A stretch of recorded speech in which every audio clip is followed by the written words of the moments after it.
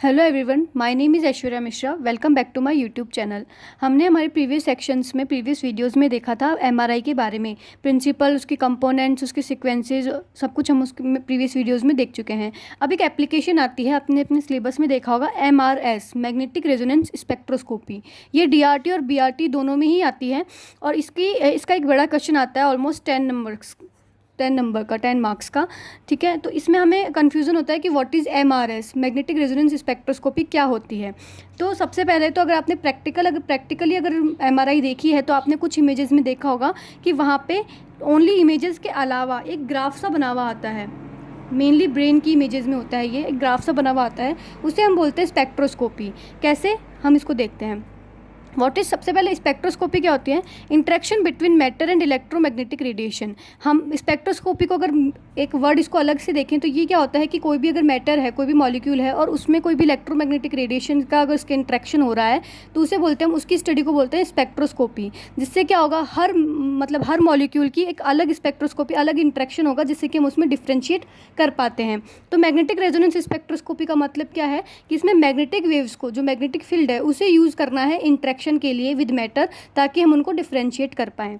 MRS is an analytical technique that can be used to complement the more common MRI in the characterization of tissue। कि MRS क्या है? एक analytical technique है, यानी उसका विश्लेषण कर सकते हैं क्यों MRI के साथ में कैरेक्टराइजेशन ऑफ टिश्यूज़ के लिए, मतलब टिश्यू के कैरेक्टर्स के बेस पे उसको एनालिटिकल टेक्निक कहते हैं MRS को। ठीक है, मतलब टिश्यूज़ जो हैं अलग अलग कैटेगरीज में अपन कैटेगराइजेशन कर सके उनका। MRS does not produce an image but it creates a waveform on the graph। MRS जो टेक्निक है वो इमेज को प्रोड्यूस नहीं करती। इमेज तो MRI के द्वारा प्रोड्यूस हो चुकी है, बट ये क्या करेगी, एक वेवफॉर्म बनाएगी ग्राफ में। इस तरीके से एक ग्राफ बनाती है। MRS give biochemical information about the tissue of the human body in a non invasive way. जैसे पहले आपने देखा होगा कि कभी भी अगर हमें किसी भी टिश्यू की अगर कैरेक्टरिस्टिक्स को अगर हमें देखना है तो हमें उसके लिए बायोप्सी करनी पड़ती है या फिर कोई और लैब टेस्ट करने पड़ते हैं। बट जो MRS है ये बायोकेमिकल इन्फॉर्मेशन देगा विदाउट इन्वेसिव मेथड यानी कोई भी चीरा फाटी यानी कुछ भी नहीं होगा, सीधा आपको नॉन इन्वेसिव मेथड में आपको बायोकेमिकल इन्फॉर्मेशन मिल जाएगी टिश्यूज़ की। ठीक है, it has been used to study metabolic changes in brain tumours, strokes, seizure disorders, Alzheimer disease and other disease affecting the brain. कि ये किस लिए यूज़ होती है कि जो भी ब्रेन की डिजीज़ होती है, यानी उसमें कोई ट्यूमर हो या फिर उसमें कोई स्ट्रोक जम गया हो, सीजर डिसऑर्डर यानी कोई मतलब दौरे वाले उसकी सिचुएशन हो, या फिर अल्जाइमर डिजीज़ जो मेमोरी लॉस से रिलेटेड डिजीज़ होती है वो हो, या फिर कोई भी डिजीज़ हो ब्रेन की, उसमें ब्रेन में क्या मेटाबॉलिक चेंजेस क्या आ रहे हैं, यानी केमिकल चेंजेस क्या आ रहा है ब्रेन में, उसकी स्टडी के लिए हम MRS को मेनली यूज़ करते हैं। इसके अलावा ये यूज़ होता है, it also been used to study the metabolism of other organs के मेटाबॉलिज्म की स्टडी के लिए भी यूज़ करते हैं। जैसे कि मसल्स में क्या करता है ये, major intra myocellular lipid IMCL content, यानी जो इंट्रा मायोसेलुलर का मतलब जो मायोसाइट्स होती हैं, यानी मसल की सेल्स के बीच में जो लिपिड का कंटेंट होता है, जो लिपिड प्रेजेंट होता है, उस कंटेंट को मेज़र करने के लिए भी यूज़ किया जाता है। तो बेसिकली MRS क्या है, ये एक एनालिटिकल टेक्निक है जिसको सिर्फ हम टिश्यू के कैरेक्टरिस्टिक्स को देखने के लिए लेते हैं, टिश्यू को डिफ्रेंशिएट करने के लिए हम इसको यूज़ लेते हैं कि उसमें केमिकल चेंजेस क्या क्या हैं, हर बॉडी के एक पार्ट की टिश्यूज़ के बीच में क्या क्या केमिकल चेंजेस हो रहे हैं, तो इसलिए हम लोग MRS यूज़ करते हैं। अब देखिए इसका फिजिकल बेसिस क्या है कि ये MRI के कम्प्लीमेंट ये उसके साथ ही एसोसिएटेड है, बट इसमें MRI से के कंपैरिजन में इसमें क्या फिजिकल बेसिस है। With hydrogen nuclei many other nuclei also used to obtain MR spectra. यानी जो MR स्पेक्ट्रम में हाइड्रोजन न्यूक्लियाई के साथ साथ अदर न्यूक्लियास भी हमें ऑप्टेन करने होते हैं, क्योंकि ब्रेन में अगर हम देखा जाए तो हाइड्रोजन के अलावा भी बहुत सारे एटम्स प्रेजेंट होंगे, बहुत सारे केमिकल्स, बहुत सारे अलग अलग न्यूक्लियाई से मिलकर बने होते हैं। तो इसमें बहुत सारे न्यूक्लियास को हम लेते हैं MR स्पेक्ट्रम को बनाने के लिए, जैसे कि फॉस्फोरस, फ्लोरीन, कार्बन, सोडियम, ये सब। इसके अलावा भी और सारे एटम्स और सारे न्यूक्लियस भी हम लोग लेते हैं स्पेक्ट्रम बनाने के लिए। Main objective of MRS is to detect weak signal from metabolites. अब आपको पता है कि हमारी बॉडी में सबसे ज़्यादा अगर कोई प्रेजेंट है न्यूक्लियाई तो होता है हाइड्रोजन न्यूक्लियाई। क्यों? क्योंकि हमारी बॉडी में सबसे ज़्यादा वाटर पाया जाता है और वाटर में मिलता है हाइड्रोजन। तो इसके कारण जो बाकी के जो न्यूक्लियाइज हैं, जैसे कि फॉस्फोरस वगैरह हैं, इनका जो सिग्नल होगा वो इसके कंपेरिजन में बहुत ज़्यादा वीक होगा, बहुत ज़्यादा कमज़ोर होगा, और इसका सिग्नल क्या होगा, स्ट्रॉन्ग होगा। तो इसके लिए हमें क्या करना पड़ता है, अब इस वीक सिग्नल को ज़्यादा देखने के लिए हमें क्या करना पड़ता है, higher strength magnetic field required होता है। तो हायर स्ट्रेंथ का मैग्नेटिक फील्ड हम यूज़ करते हैं ताकि हम जो मेटाबॉलाइट्स हैं, यानी जो अदर केमिकल्स हैं, अदर मॉलिक्यूल्स हैं, उनके वीक सिग्नल को भी डिटेक्ट कर सकें।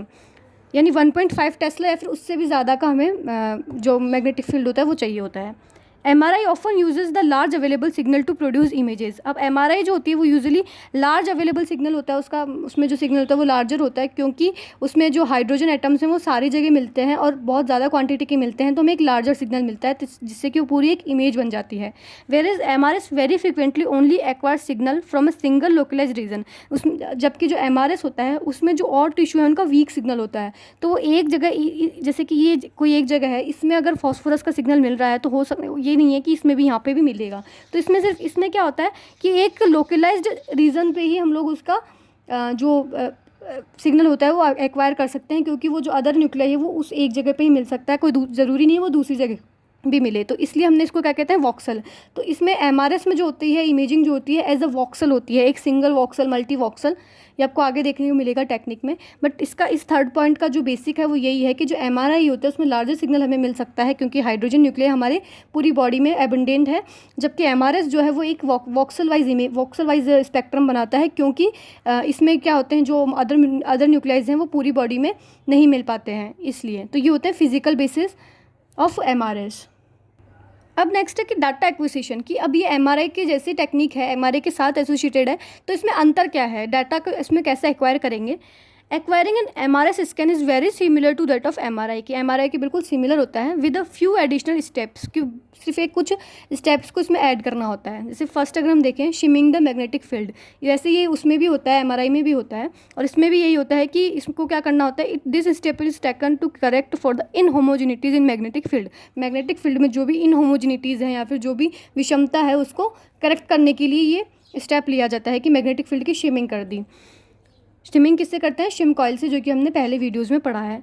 सेकंड है सप्रेसिंग द वाटर सिग्नल, कि अब जो वाटर सिग्नल है उसको सप्रेस, उसको दबाना होगा, because water molecules contain hydrogen होते हैं वाटर मॉलिक्यूल्स में, and the relative concentration of water to metabolite is about 10,000:1। यानी कि अगर हम रिलेटिव कंसनट्रेशन देखें वाटर और अदर जो मेटाबोलाइट्स हैं, जो अदर केमिकल्स हैं, उनकी अगर रिलेटिव कंसनट्रेशन देखें तो लगभग इतनी है कि एक अदर मॉलिक्यूल में 10,000 वाटर मॉलिक्यूल है, ठीक है, इतनी रिलेटिव कंसनट्रेशन है।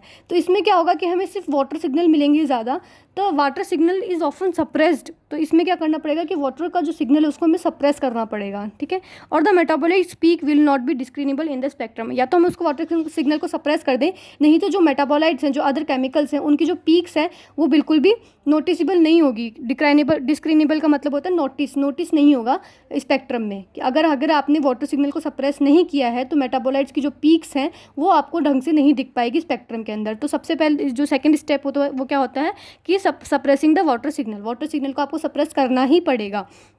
This is achieved by adding water suppression pulse sequences. और ये कैसे अचीव होगा कि आपने वाटर सप्रेशन पल्स सिक्वेंसेज को ऐड कर दिया है, जैसे कि अपन ने पहले सीक्वेंसेज में पढ़ा था कि जो फ्लेयर होता है, fluid attenuated inversion recovery sequence, उसमें क्या हो रहा था कि वाटर जो सिग्नल था उसको सप्रेस कर दिया था, फ्लूइड का जो सिग्नल आ रहा था उसको सप्रेस कर दिया था। तो इसमें वैसे ही कुछ फिल्टर्स, कुछ सीक्वेंसेज यूज़ करेंगे ताकि कि जो वाटर सिग्नल है वो सप्रेस हो जाए और हमें अदर जो केमिकल्स है वो उनकी जो पीक्स हैं वो भी अच्छे से दिखाई दें।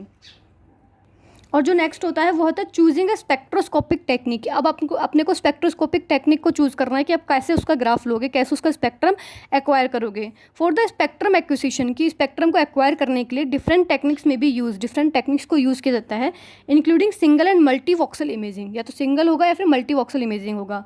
अगर हम फर्स्ट देखें सिंगल वॉक्सल स्पेक्ट्रोस्कोपी, ये होता है सिंगल वॉक्सल, यानी अब इसमें सिर्फ एक वॉक्सल यूज़ किया है एक टाइम पर, एक सिक्वेंस में। इन SVS, in single voxel spectroscopy, the signal is obtained from a voxel previously selected, कि आपने एक पहले से वॉक्सल को प्रीवियसली सेलेक्ट कर लिया है, किससे, स्लाइड सिलेक्शन ग्रेडियंट कॉइल से।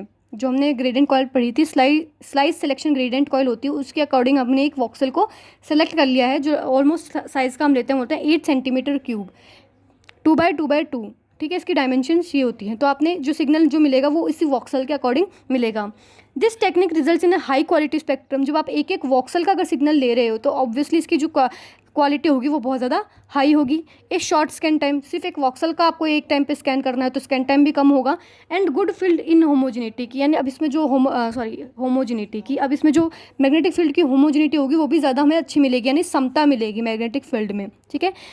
This it is use to obtain accurate quantification of metabolites. की अब ये एसवीएस क्यों यूज़ करते हैं? जब हम मेटाबोलाइट्स का एक्यूरेट क्वांटिफिकेशन, एक्यूरेट क्वांटिटी जाननी होती है कि किस मेटाबोलाइट की क्या क्वांटिटी है हमारे ब्रेन में या हमारी बॉडी में, तो उसके लिए हम एसवीएस यूज़ करते हैं। तो एसवीएस में सिंपल यही है कि सिंगल वॉक्सल स्पेक्ट्रोस्कोपी है, इसमें सिर्फ एक वॉक्सल यूज़ करेंगे, हाई क्वालिटी मिलेगी, स्कैन टाइम कम लगेगा और होमोजेनिटी अच्छी मिलेगी, और इसको यूज़ करते हैं मेटाबोलाइट्स की एक्यूरेट क्वांटिटी को ऑब्टेन करने के लिए। सेकंड आता है magnetic resonance spectroscopy imaging, MRSI, इसकी शॉर्ट फॉर्म होती है magnetic resonance spectroscopy imaging.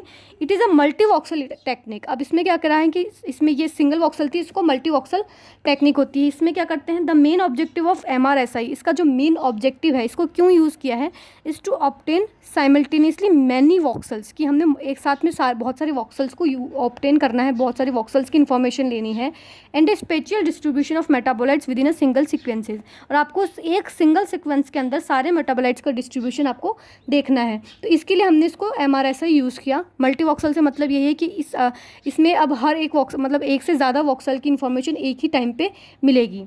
It is use to determinate spatial heterogeneity. अब इसको कैसे यूज़ करते थे हम, क्यों यूज़ करते थे कि अब हमें देखना पड़ता था कि इस एक सीक्वेंस में बहुत सारे जो वॉक्सल्स मिले हैं, ठीक है, अब इसमें कहाँ पे फॉस्फोरस कहाँ प्रेजेंट है, कहाँ पे फॉस्फोरस प्रेजेंट नहीं है। तो इस टाइप की हेटेरोजेनिटी विषमता के लिए हम इसको यूज़ करते थे कि हमें विषमता देखनी होती थी उसके अंदर कि कोई मेटाबोलाइट कहाँ ज़्यादा प्रेजेंट है, कहाँ कम प्रेजेंट है और कहाँ प्रेजेंट नहीं है, ठीक है। तो इसलिए हमने मल्टी वॉक्सल टेक्निक यूज़ की थी, क्योंकि सिंगल वॉक्सल में जो आपको इन्फॉर्मेशन मिल रही थी वो सिर्फ एक सिंगल वॉक्सल की मिल रही थी, तो और अगर आपको कंपेयर करना पड़े तो आपको बहुत टाइम लग रहा था। तो इसलिए मल्टी वॉक्सल टेक्निक यूज़ हुई कि एक साथ सारे वॉक्सल आ जाएंगे तो अपन उसकी जो हेटेरोजेनिटी है उसको भी देख पाएंगे, उसको भी डिटरमाइन कर पाएंगे। बट अगर देखा जाए तो जो MRSI है उसकी जो क्वालिटी थी वो SVS से कम थी, क्योंकि इसमें जो बहुत सारे वॉक्सल्स एक साथ लेने पड़ रहे थे, तो हेटेरोजेनिटी भी बहुत ज़्यादा आ रही थी, तो इसलिए इसका जो क्वालिटी थी वो SVS से बहुत ज़्यादा कम होती है।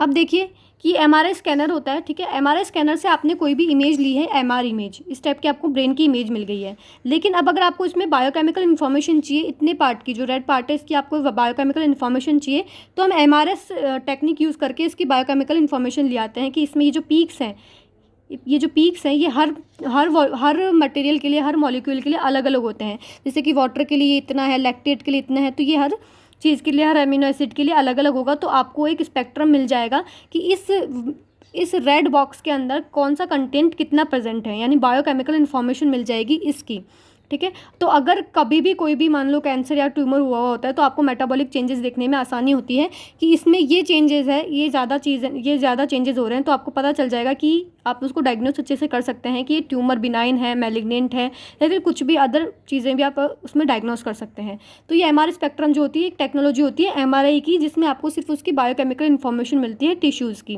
कि इसमें कौन सा कंटेंट कितना प्रेजेंट है।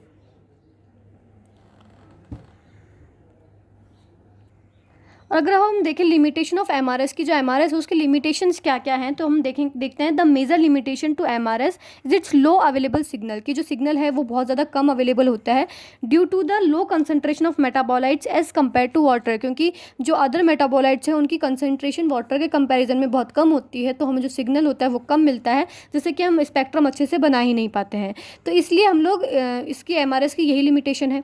तो अब आपको समझ में आ गया what is MRS, magnetic resonance spectroscopy, कि सिर्फ आपको बायोकेमिकल इन्फॉर्मेशन है जो टिश्यू की वो ऑब्टेन करनी है, वो भी एक स्पेक्ट्रम के रूप में होगी कि अलग अलग पीक्स बनेंगे, और ये हर मॉलिक्यूल के लिए अलग अलग पीक होगी, ठीक है। तो इस पीक से ही इनको पता लगेगा कि इन मॉलिक्यूल्स की डिफ्रेंशिएशन हो सकता है, ठीक है। इन पीक्स के कारण मान लो ये वाटर का है, ये Na का है, या फिर ये दूसरे अमीनो एसिड का है, ये लैक्टेट का है, तो ये अलग अलग पीक के कारण ही आपको अलग अलग उसकी जो इन्फॉर्मेशन होगी बायोकेमिकल इन्फॉर्मेशन आपको मिलेगी। और इसी तरीके से आप उसमें चेंजेस देख सकते हो, मेटाबॉलिक चेंजेस, कि इसमें पहले ये थी, मतलब अगर नॉर्मल ब्रेन है उसमें ये कंसंट्रेशन है, और अगर कोई डिजीज्ड ब्रेन है तो उसमें ये कंसंट्रेशन है, तो आप अलग से उसके अच्छे से उसके मेटाबॉलिक चेंजेस भी देख सकते हैं। तो ये इसका एप्लीकेशन थी MRS की, ये इसके यूजेस थे। आई होप आपको समझ में आया हो, और अगर इस MRS से रिलेटेड अगर आपका कोई भी डाउट है तो आप कमेंट सेक्शन में कमेंट करके मुझसे पूछ सकते हैं। I will explain to it, and thanks for watching.